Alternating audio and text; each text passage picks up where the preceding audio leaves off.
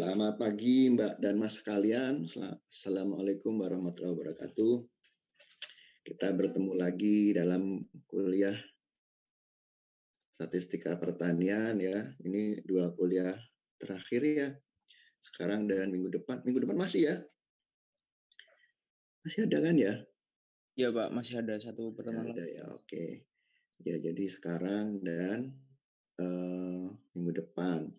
Nah, hari ini saya hanya akan memberikan pengantar. Jadi modelnya sekarang untuk yang kali ini Anda akan saya minta untuk belajar mandiri sekaligus nanti menyelesaikan tugas yang akan diberikan. Kita akan bahas minggu depan ya tugas tersebut. Nah, dasarnya dari apa yang sudah atau yang sudah disiapkan di Elo. Kalian sudah ini ya, sudah mendaftar di Elo Agrostatistika ya? Kalau nggak salah, ini nanti coba sebentar saya share.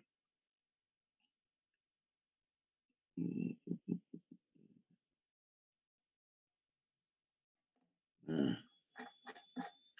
ini ya, jadi Agrostatistika dari saya nih, tampilan dari saya bukan dari Anda ya. Saya nggak tahu kalau dari Anda wujudnya seperti apa gitu. Yang jelas ini namanya Agrostatistika. Moga-moga sudah, nanti coba saya cek lagi deh apakah udah berapa orang yang ada di sini. Kalau belum silakan. Nah, nanti Anda lihat ke pertemuan 7 ya. Ada pengujian hipotesis. Nah, di situ ada kalau Anda download ada yang namanya panduan praktikum ya. Nah, di situ panduan praktikum ini ya, pengujian hipotesis ini sebenarnya sama dengan apa yang saya berikan pada pertemuan sebelumnya, tapi yang akan saya bicarakan atau saya beri pengantar atau untuk Anda belajar itu yang bagian ini, uji hipotesis mengenai selisih dua rata populasi. Nah, ini yang akan saya beri catatan untuk kali ini. Yang kemarin-kemarin yang ini ya, yang sebelah kiri ini. Nah, apa namanya? Di sini nanti silakan Anda pelajari ya, Anda latihan sendiri. Di sini juga ada bagaimana cara menggunakan Excel di sini. Bisa Anda coba sendiri begitu. Nah, di sini bukan, tapi latihan yang di sini bukan yang akan saya berikan ya di Elo sebagai tugas ini lain, tapi Anda bisa gunakan ini untuk belajar begitu sendiri. Nah, itu sampai ke sini, sampai ke bagian halaman berapa nih? Nggak kebaca, nggak ada halamannya ya. Sampai ke bagian uji hipotesis mengenai varians ini ya. Karena ini kaitannya dengan kita punya sepasang populasi yang mau kita uji. Nah,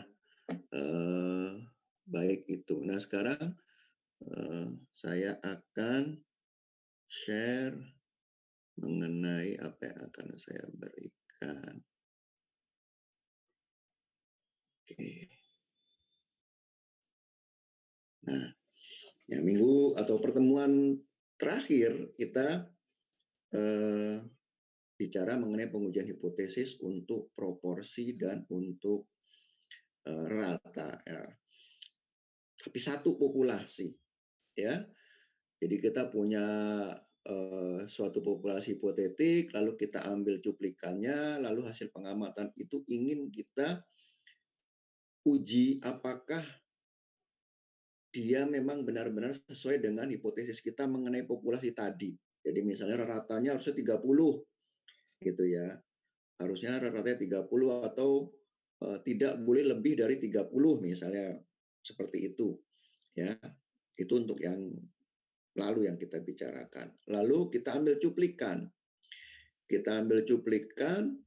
Nah tentu saja dari pengamatan terhadap cuplikan ini belum tentu nilainya 30 atau di bawah 30 tadi. Dapat suatu nilai lain. Nah, kita tahu bahwa cuplikan ini punya distribusi, ya. Nah, dari situlah kemudian kita melakukan pengujian apakah berdasarkan distribusi yang kita ketahui dari informasi cuplikan tadi, cuplikan ini mewakili sesuatu yang berasal dari hipotesis tadi atau tidak. Ya, jadi walaupun menyimpang, tapi itu jauh atau enggak sih sebetulnya dari nilai yang kita hipotesiskan. Jadi misal 30 tadi, umpama saya dapatnya 33. Lalu satu dari Anda dapatnya 40 begitu. Lalu yang lain dapatnya 32 ratanya. Nah, dari berbagai macam variasi itu, kemudian kita tahu ada distribusinya, sehingga kita bisa mengatur sebenarnya 32 atau 33 yang saya peroleh ini masih berada pada kisaran si 30 tadi atau tidak. Atau yang 40 tadi, ya, apakah masih berasal dari suatu kisaran populasi yang memiliki rata 30 dan simpangan baku yang diinformasikan juga seperti itu. Ya, jadi karena kita sudah tahu rata dan simpangan baku dari populasi atau yang ada yang diinformasikan. Lalu kita mengambil sampel, lalu berdasarkan informasi tadi sampel ini sebetulnya benar-benar berasal dari populasi tadi atau tidak. Nah, itu yang pertemuan terakhir. Sekarang kita punya dua populasi. Nah, kasus seperti ini lah yang akan menjadi kasus yang akan Anda temui nanti di dalam penelitian, ya. Pada umumnya penelitian itu akan seperti ini, ya. Anda punya dua atau lebih populasi yang akan dilihat sebetulnya dia itu berasal dari sesuatu yang sama atau tidak. Jadi umpama begini,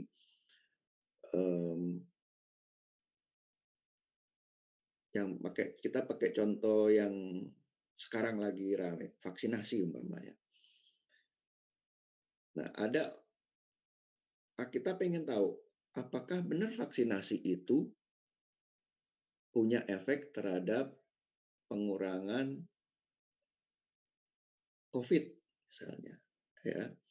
Umpama yang ingin kita amati adalah persentase orang yang kemudian kena COVID misalnya. Nah, jadi tentu saja kalau kita menggunakan percobaan eksperimental, kita akan mengambil dua kelompok. Kelompok populasi orang yang tidak divaksinasi dan kelompok orang yang divaksinasi.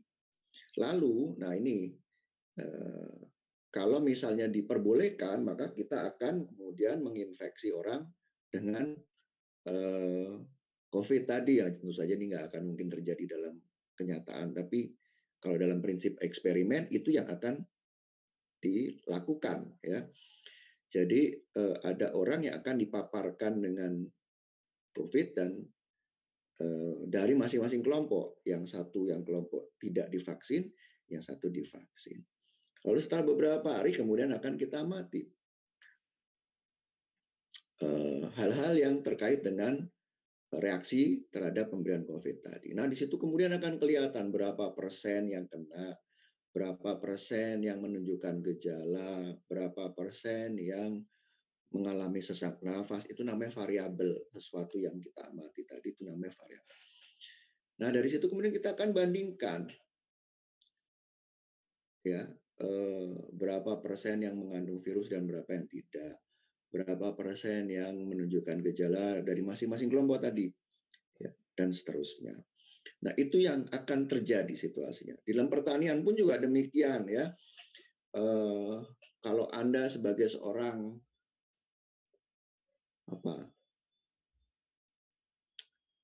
orang di nursery misalnya, yang bekerja di nursery tanaman hias umpamanya, lalu datang distributor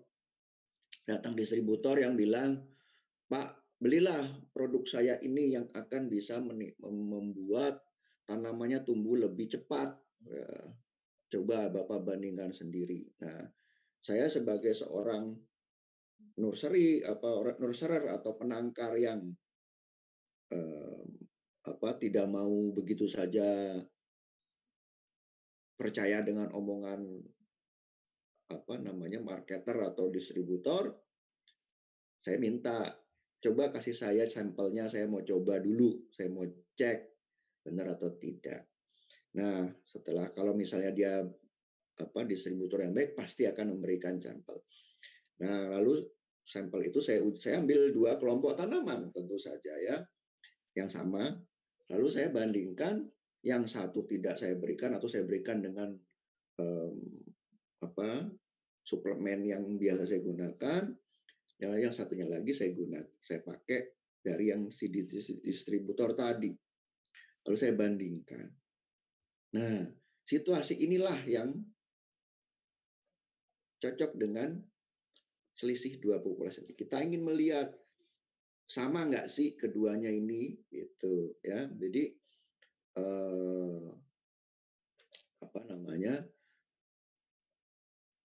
kalau selisihnya 0, ya berarti kan nggak ada bedanya, sama aja dengan yang saya pakai. Ngapain saya beli lagi dari Bapak? Oh, ini lebih murah. Kecuali Bapak bisa tawarkan ke saya lebih murah, seperti itu. Jadi dari penelitian saya. Nah, jadi H0-nya itu tentu saja sama. Ya, ingat bahwa H0 itu selalu membawa tanda sama dengan, ya. Jadi H0-nya adalah sama. Yang ingin saya uji tentu saja harusnya punya produk yang dari si Bapak distributor itu harus lebih baik dong dari punya saya, gitu. Kalaupun sama, harganya lebih murah atau enggak, nanti itu urusan yang lain berdasarkan pertimbangan ekonomi. Tapi kita harus menguji dulu pernyataan si Bapak tadi bahwa akan lebih baik, begitu. Nah, itulah situasi yang seringkali kita hadapi dalam kasus-kasus nyata ya mengenai selisih 2 populasi. Nah, sebetulnya bisa juga proporsi ya, nggak cuma rata ya. Tapi di sini kita akan bicara mengenai rata saja karena populasi pun sama saja sebetulnya. Anda bisa menderivasi dari estimasi. Baik. Ya, jadi untuk situasi seperti ini,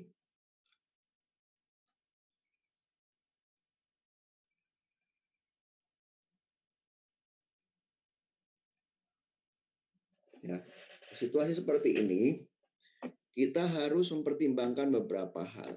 Ya, jadi yang pertama tadi situasinya adalah kita ada 2 populasi yang akan kita uji selisihnya. Tentu saja kita tidak akan mengamati 2 populasi tadi, ya. Dalam pengujian hipotesis kita tidak bicara mengenai pengamatan populasi. Dalam pengujian hipotesis kita mengamati cuplikan. Nah, jadi lalu kita mengambil cuplikan dari masing-masing populasi tersebut. Ya, jadi kita ambil cuplikan. Seringkali populasi itu adalah hypothetical atau hipotetis, ya. Tidak bisa kita tentukan, ya, dan ini umum sekali dalam eksperimen.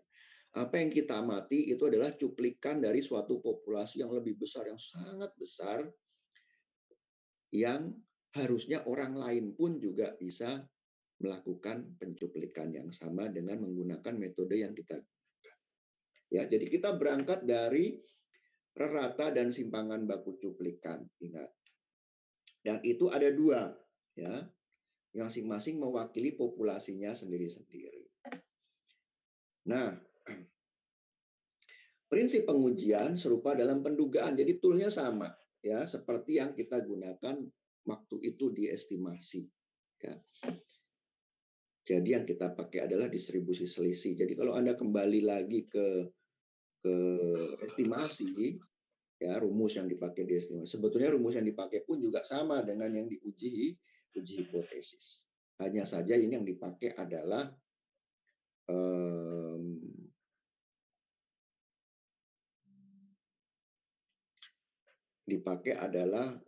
rumus yang menduga ratanya. Perhatikan kalau di dalam estimasi yang kita gunakan itu adalah suatu nilai, atau yang kita cari itu adalah nilai penyimpangan terhadap reratanya. Sementara dalam uji hipotesis yang kita cari adalah reratanya itu sendiri. Hanya di awal bab ini saya sudah berikan bagaimana perubahan dari apa yang kita gunakan untuk penyimpangan dari estimasi dengan yang kita gunakan dalam uji hipotesis. Ya, jadi Anda sebetulnya sudah bisa menderivasi rumus sendiri kalau Anda mau ngutik-ngutik sendiri, ya. Nah, jadi yang perlu diperhatikan ya untuk uji hipotesis, yang pertama adalah apakah simpangan baku populasi masing-masing yang kita minat tadi kita ketahui atau tidak, ya. Ini sebetulnya sama situasinya dengan yang ada di estimasi. Jika simpangan baku populasi kedua populasi tadi diketahui, maka uji hipotesis akan menggunakan simpangan baku populasinya. Ya, ingat, walaupun kita diinformasikan atau kita bisa mengambil simpangan baku sampel, jika kita diberitahu atau kita sudah tahu simpangan baku populasinya, maka kita akan menggunakan simpangan baku populasi. Ini lebih akurat, ya. Dan kita akan menggunakan distribusi normal, ya, pakai Z, pakai distribusi Z. Simpangan distribusi normal baku, ya, itu tidak peduli cuplikannya ukurannya berapapun, mau 3, mau 5, mau 30, mau 100, apabila simpangan baku populasi yang diketahui, pakailah itu, ya, karena kita bisa mengasumsikan distribusinya normal. Nah, lain halnya jika simpangan baku populasinya tidak diketahui, ya, tidak diinformasikan misalnya dalam soal. Maka mau tidak mau kita akan menggunakan informasi yang tersedia buat kita, yaitu simpangan baku cuplikan. Ya, akibatnya sudah kita kenal, akibat penggantian tadi kita akan menggunakan distribusi T student. Ya. Nah, distribusi T student ini sangat sensitif, berbeda dengan distribusi normal baku kalau ukurannya kecil, ukuran cuplikan kita kecil, dan ini yang biasa terjadi, ya. Dalam praktek sehari-hari penelitian itu kita punya ukuran cuplikan yang kecil memang. Nah, akibatnya kita akan menggunakan distribusi T student, ya. Pak, kalau ukuran cuplikannya besar gimana 100? Ya tetap pakai T student, ya. Kalau Anda mengganti simpangan baku populasi dengan simpangan baku cuplikan. Masalahnya adalah distribusi T student untuk ukuran cuplikan besar itu sebetulnya sudah mirip sekali dengan distribusi normal baku, sehingga Anda mau gunakan T student atau gunakan normal, hasilnya tidak akan banyak berbeda, atau boleh dibilang akan memberikan hasil yang sama. Ya, itu. Yang kedua yang harus diperhatikan adalah ada 3 kasus terkait dengan situasi simpangan baku dari kedua populasi tadi. Ya, yang pertama, jadi ini terkait dengan simpangan baku, bukan reratanya, ya. Dan ini simpangan baku populasi, bukan simpangan baku cuplikan yang kita bicarakan. Ya, jadi cuplikan itu jelas 2 hal yang berbeda, ya, karena Anda mengambil 2 cuplikan. Tapi ini terkait dengan populasi. Yang pertama adalah simpangan bakunya, kedua populasi tadi maksudnya, itu sama dan saling independen. Ya. Yang kedua adalah simpangan bakunya berbeda. Kedua populasi tadi. Dan kedua, nah ini salah ini. Tidak saling independen, ya. Kedua tidak saling independen. Jadi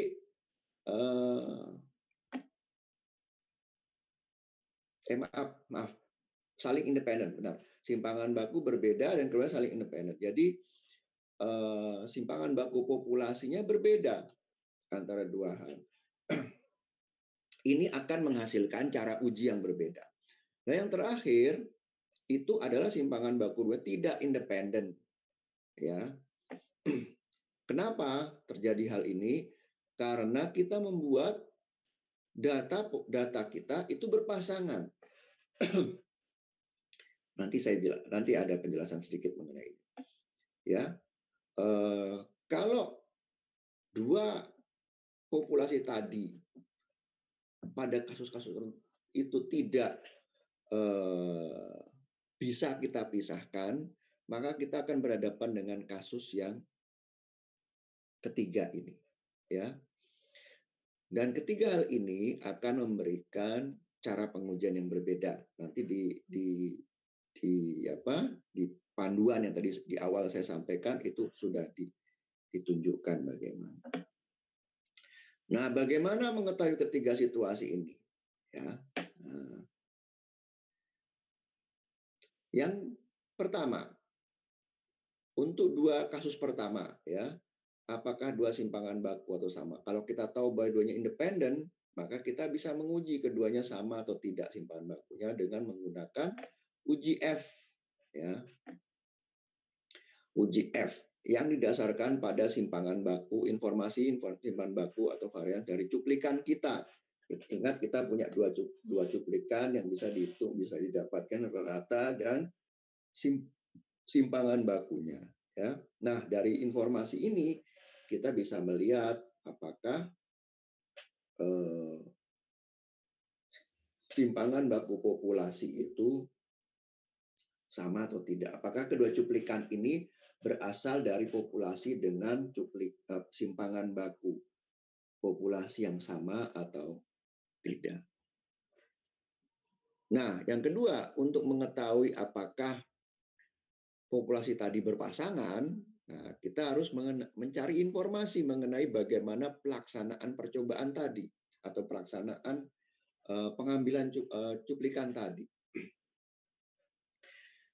Kalau berasal dari suatu percobaan yang dilakukan pada tempat yang sama, yang diperlakukan 2 kali, atau subjek pengamatannya berada pada tempat, waktu, atau ruang yang sama atau bersebelahan, maka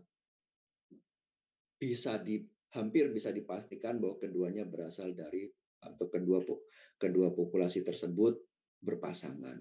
Ya, contoh yang paling jelas adalah percobaan sebelum dan sesudah. Misalnya begini.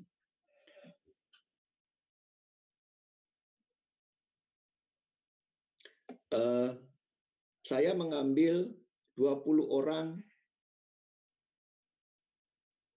sukarelawan untuk diuji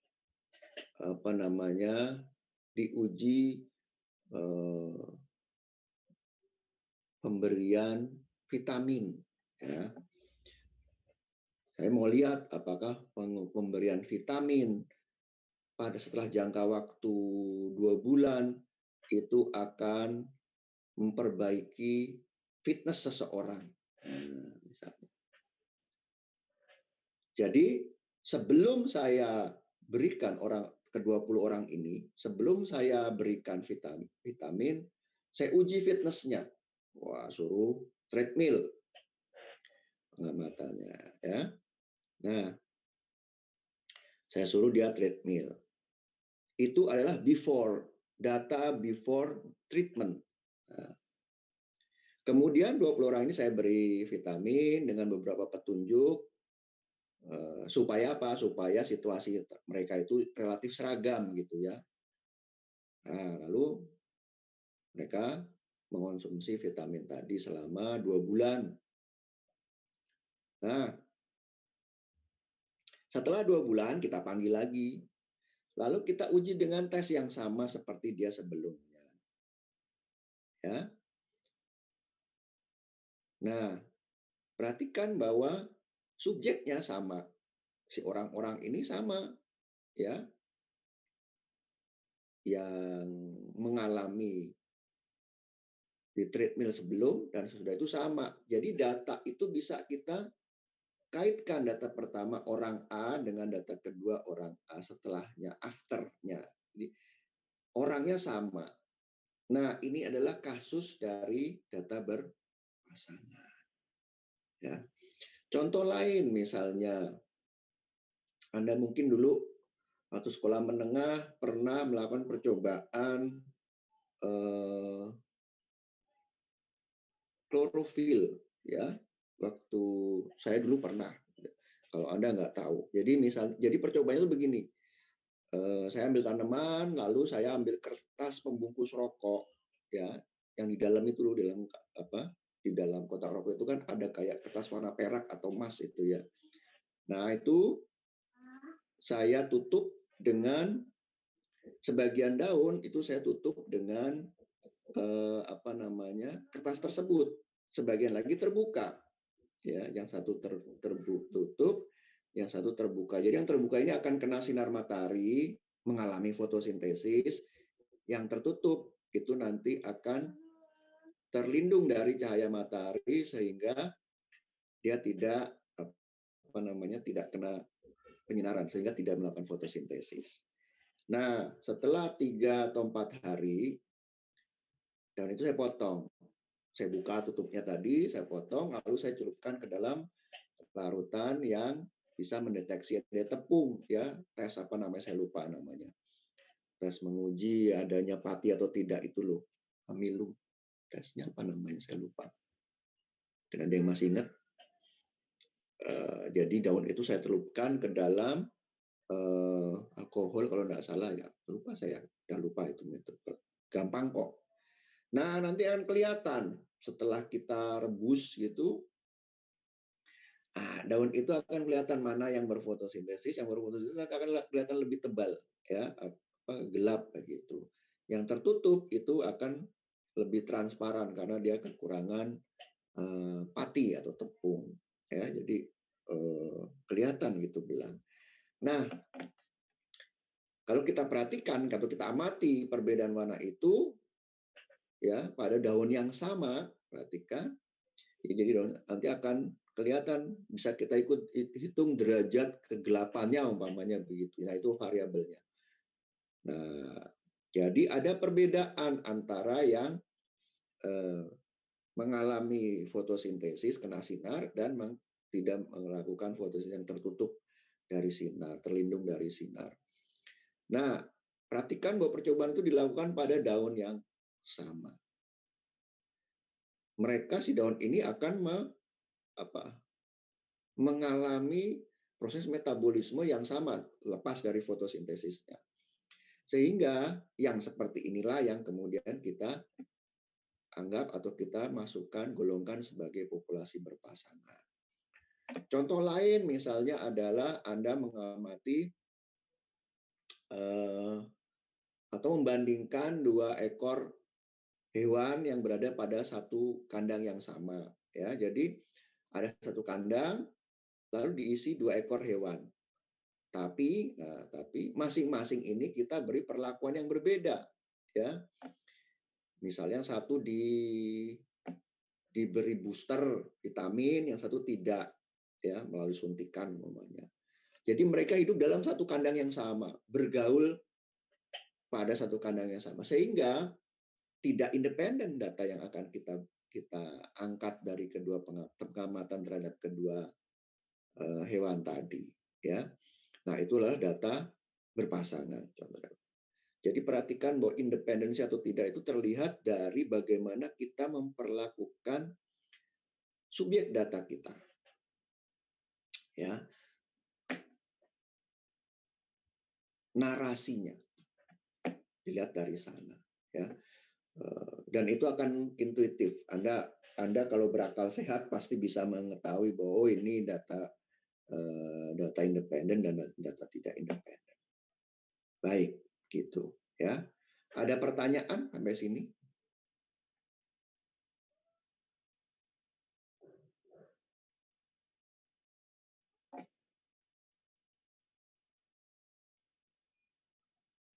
Kalau tidak ada, ini nanti silakan Anda buka tadi ya eloknya, kemudian Anda pelajari buku panduan praktikum untuk yang acara uji hipotesis tadi, lalu Anda berlatih dulu ya.